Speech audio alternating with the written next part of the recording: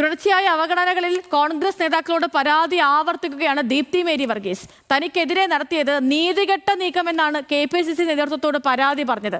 ഇന്നലെ തിരുവനന്തപുരത്ത് നടന്ന ജില്ലാ നേതാക്കളുടെ യോഗത്തിന് ശേഷമായിരുന്നു നേതാക്കളെ നേരിൽ കണ്ട് ദീപ്തി പരാതി ഉന്നയിച്ചത്. സഹിൻ ആന്റണിയാണ് ഈ വാർത്തയുടെ കൂടെ വിശദാംശങ്ങളുമായി നമുക്ക് പോകുന്നത്. സഹിനെ, ദീപ്തി മേരി വർഗീസ് നേരത്തെ അസ്വസ്ഥയായിരുന്നു. പ്രത്യേകിച്ച് മേയർ സ്ഥാനമൊക്കെ, അതായത് മേയറാക്കി നിർത്താമെന്ന് പറഞ്ഞ് മുന്നിൽ നിർത്തി തിരഞ്ഞെടുപ്പിൽ മത്സരിച്ചു, എന്നിട്ട് വിജയിച്ചു. പിന്നീട് തനിക്ക് മേയർ സ്ഥാനം നൽകിയില്ല. അതിലെ പരാതികളും പരിഭവവും ഒക്കെ തുടക്കം മുതലേ ദീപ്തി പറയുന്നുണ്ട്. അതിനുശേഷം ഈ നിയമസഭയിലും സീറ്റ് ആവശ്യപ്പെട്ടിട്ടുണ്ടെന്ന് കേൾക്കുന്നു. അതിലും അനുകൂലമായ നിലപാടില്ലെന്നറിയുന്നു. ഇപ്പോൾ എന്തൊക്കെയാണ് ദീപ്തി നേതൃത്വത്തെ അറിയിച്ചിരിക്കുന്ന പരാതികൾ?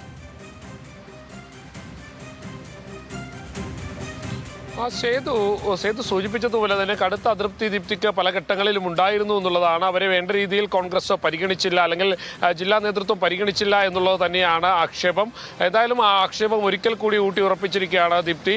ഇന്നലെ എറണാകുളത്തെ ജില്ലാ നേതാക്കളുടെ യോഗം KPCC ആസ്ഥാനത്ത് നടന്നിരുന്നു. MLA-മാരും ഒപ്പം തന്നെ വർക്കിംഗ് പ്രസിഡന്റ് അടക്കമുള്ള ആളുകളും, ജില്ലാ പ്രസിഡന്റ് അടക്കമുള്ള ആളുകളും ഈ യോഗത്തിൽ പങ്കെടുക്കുകയും ചെയ്തിരുന്നു. ആ യോഗത്തിനൊടുവിലാണ് Deepthi Mary Varghese, KPCC president, കൂടാതെ ദീപാദാസ് മുൻഷി, 2 വർക്കിംഗ് പ്രസിഡന്റുമാർ തുടങ്ങിയ 4 സമിതിയോട് തനിക്ക് ഒറ്റയ്ക്ക് സംസാരിക്കണമെന്നുള്ള ഒരു ആവശ്യം മുന്നോട്ട് വെച്ചത്. എന്തായാലും അത് അവർക്ക് സംസാരിക്കാനുള്ളത് ഈ പറയുന്ന 4 പേരും കേൾക്കുകയും ചെയ്തു. അതിൽ ദീപ്തി പറഞ്ഞത് നെറികെട്ട നീക്കമാണ് തനിക്കെതിരെ നടത്തിയത് എന്നുള്ളതായിരുന്നു. മാത്രമല്ല, തന്നെ മേയർ സ്ഥാനാർത്ഥിയായി ഉയർത്തിക്കാട്ടിക്കൊണ്ടായിരുന്നു ജില്ലാ നേതൃത്വം അടക്കം ഈ തദ്ദേശ തെരഞ്ഞെടുപ്പിൽ രംഗത്തെത്തിയത്. പക്ഷേ പിന്നീട് തനിക്ക് മേയർ സ്ഥാനം നിഷേധിക്കുകയാണ് ഉണ്ടായത്. ഇപ്പോൾ നിയമസഭാ തെരഞ്ഞെടുപ്പ് വരാൻ പോകുന്നു. അവിടെയും തന്നെ പൂർണ്ണമായും അവഗണിക്കുന്ന ഒരു സമീപനമാണ് സ്വീകരിക്കുന്നത്.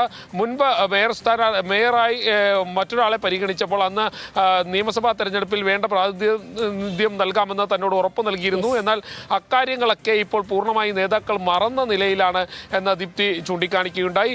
എന്തായാലും ഈ 4 പേരോടും ദീപ്തി തന്റെ അതൃപ്തി ഒരിക്കൽ കൂടി ആവർത്തിച്ചു എന്നുള്ളതാണ് മനസ്സിലാക്കേണ്ടത്. ഓക്കെ സഹിൻ, ശരി. ദീപ്തിയുടെ പരാതിക്ക് പരിഹാരം ഉണ്ടാകുമോ ഇല്ലയോ എന്നുള്ളത് ഇനി കണ്ടറിയാം.